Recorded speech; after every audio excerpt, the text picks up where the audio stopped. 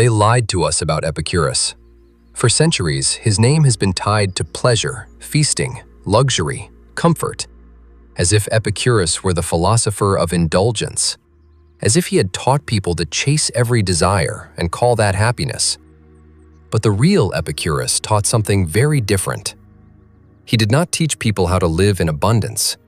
He taught them how to live without fear. Fear of the gods, fear of death, fear of pain, fear of the future, fear of losing what we have, fear of never getting what we want. And that may be why his philosophy still feels so alive. Because Epicurus did not think in calm and stable times. His philosophy was born in a wounded world. By the time he entered the stage of Greek thought, the old polis, the classical city, was already beginning to lose its power. The world shaped by Alexander's conquests was larger than anything the Greeks had known before, but it was also more unstable, more fragmented, more uncertain. After Alexander's death, everything became struggle, division, and insecurity. The individual was no longer held together by the city in quite the same way.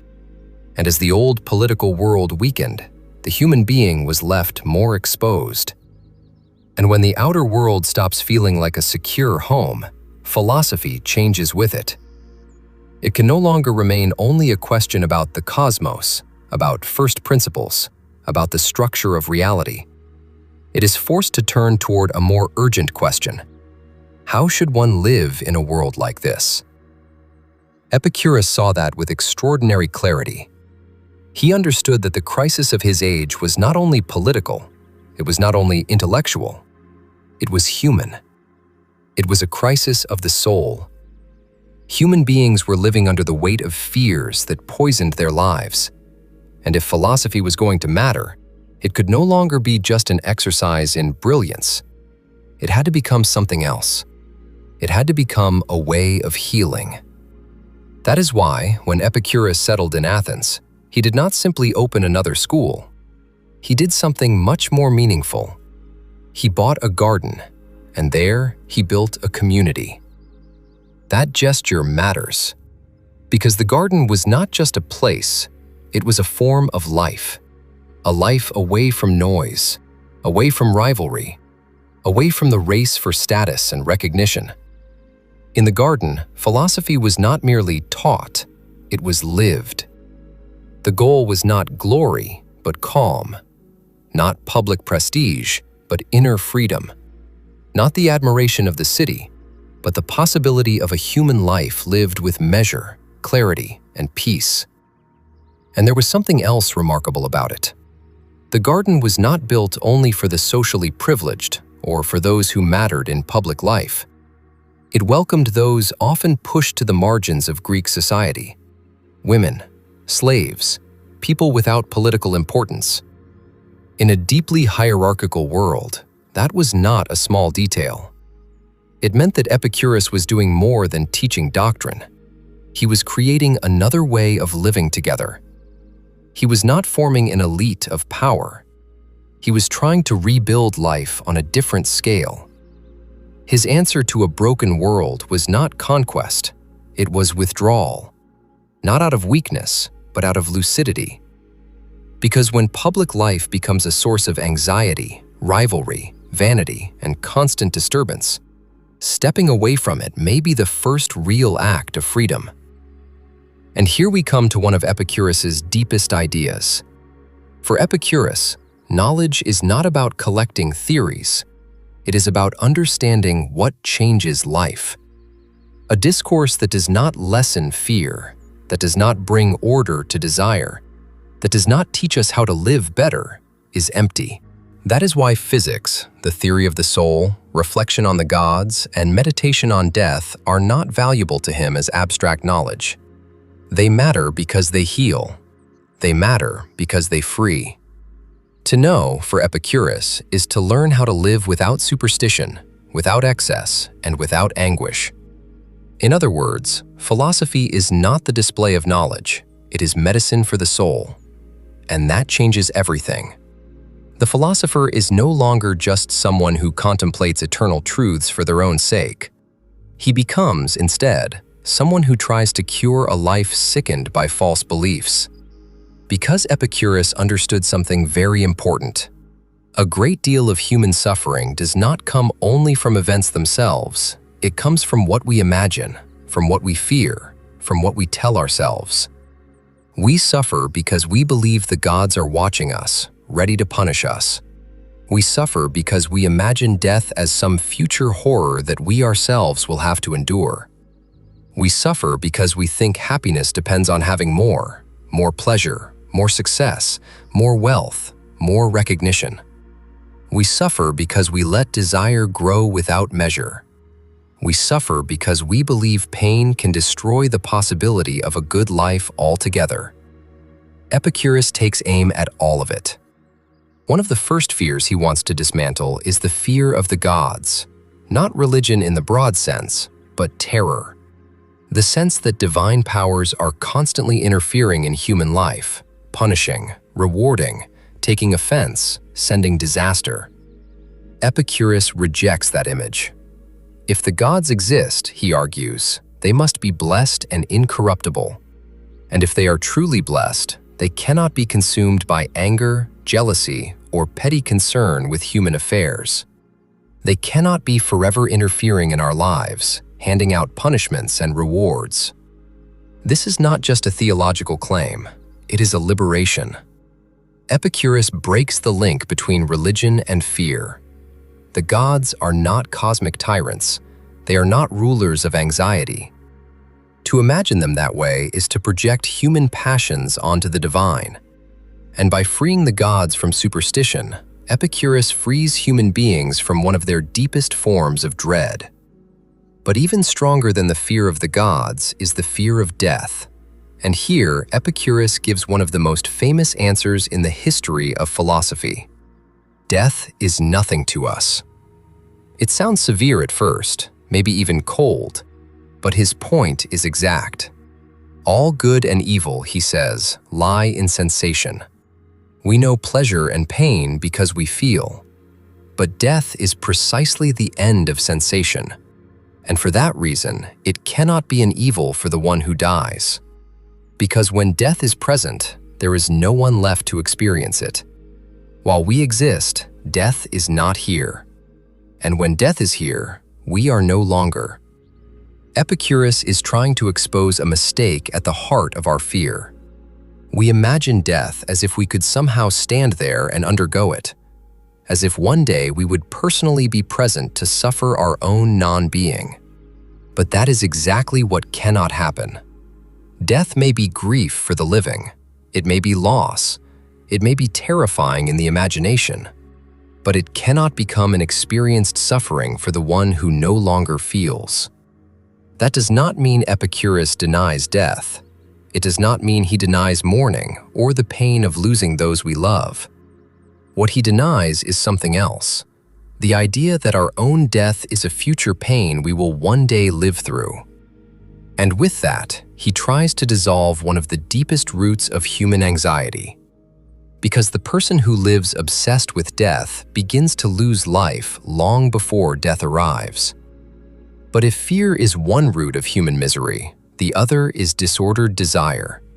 And this brings us to the most misunderstood part of Epicurus, pleasure. It was enough for him to say that pleasure is the good for many people to turn him into a caricature. The philosopher of indulgence, the apostle of excess, the thinker of endless gratification. But that is not Epicurus. He does not say that happiness lies in chasing the strongest sensations. He does not say that the more pleasures we consume, the happier we become. He does not trust desire when it is left without limits. On the contrary, he sees very clearly that desire without measure becomes a kind of slavery. The person who always wants more never comes to rest. The person who depends on luxury, stimulation, admiration, or refinement becomes fragile. Such a person lives at the mercy of what can be lost, withheld, or taken away. And here lies one of Epicurus's most profound insights.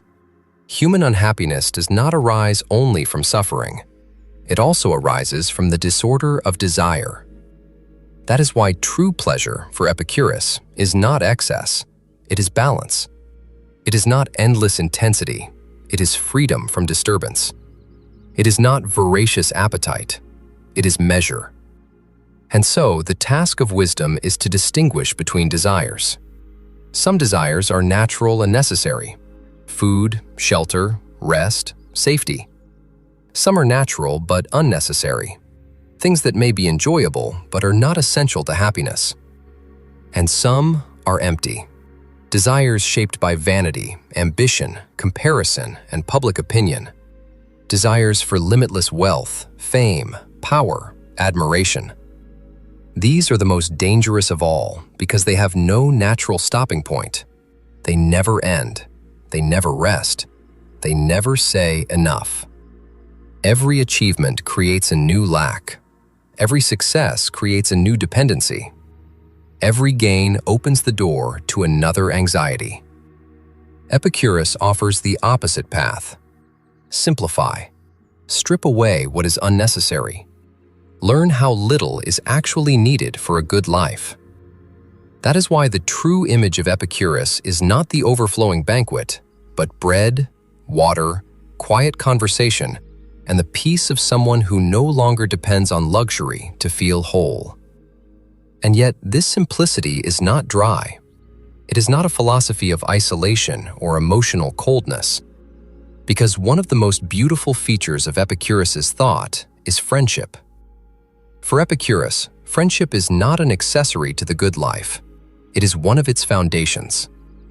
In a world where politics no longer offers refuge and ambition only multiplies unrest, friendship creates a space of trust, safety, and shared humanity.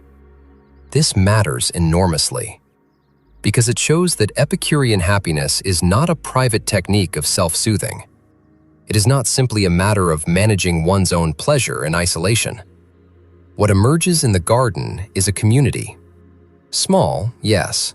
Withdrawn, yes. But real. A way of living in which the other person is not a rival, not a tool, not a ladder to prestige, but a companion in the search for a better life. Friendship gives stability. It gives joy. It gives protection. It gives rest.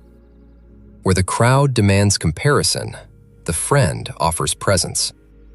Where the world becomes uncertain, friendship makes life more inhabitable. And from here, we can understand another defining feature of Epicurus, his distrust of politics. From a modern point of view, that can sound uncomfortable. But the point is not that every public action is beneath us. The point is that in Epicurus's world, politics had become a realm saturated with ambition, rivalry, vanity, and dependence on the judgment of others. And so, he advises withdrawal. Not because public life is always corrupt in every age, but because in his time, it no longer appeared as a path to human flourishing. It appeared as a source of almost endless disturbance. The wise person, then, should not throw himself into that storm if it means losing inner peace. True freedom is not domination over others. It is freedom from being inwardly dominated by ambition. This is one reason Epicurus has so often been misunderstood. Cultures that admire power tend to distrust anyone who says power is not worth its price. But Epicurus does not praise withdrawal out of cowardice. He sees it as a lucid choice. When public life has become degraded, human life may be better preserved on a smaller scale, a quieter scale, a truer one.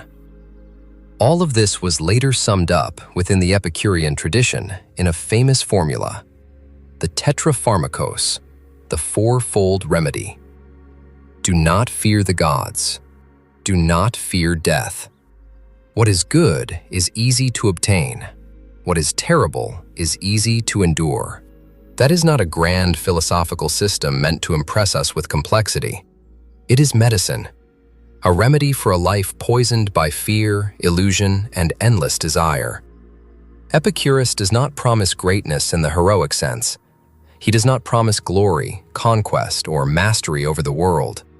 He promises something rarer, a life one can actually live, a life without superstition, without endless craving, without slavery to public opinion, without paralysis before death, without dependence on pleasures that end by producing more anxiety than joy.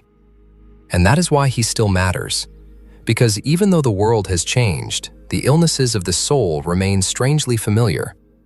We no longer live in the ancient polis, but we still live under the pressure of comparison. We may not fear the same gods, but we are still ruled by new superstitions. We may no longer seek civic glory in the old sense, but we still chase recognition, visibility, success, validation. We are still afraid of losing, still afraid of falling behind, still afraid of not being enough, still afraid of never becoming someone. And in the middle of all that noise, Epicurus still speaks with unsettling clarity. He tells us that many of the things we pursue are not necessary, that much of our anguish comes not from nature but from opinion, that peace is worth more than display, that friendship is worth more than fame, that thought deserves its name only when it helps us live. And perhaps that is where the radical force of his philosophy truly lies. Epicurus did not want to teach us how to possess the world. He wanted to teach us how not to be possessed by it. He did not defend abundance, but measure. He did not defend excess, but calm. He did not defend glory, but friendship. He did not defend the exaltation of fear, but its philosophical dissolution.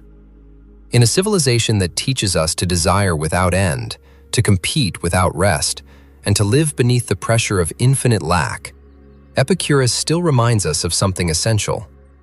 True wealth begins when we stop needing so much. And perhaps the greatest pleasure is not excess, but peace. And that's where we'll leave today's chapter. Thank you for staying with us until the end. If you enjoyed this video, don't forget to subscribe and leave a like. It truly helps us continue this work of philosophy, creating videos that share the love of wisdom. See you again soon.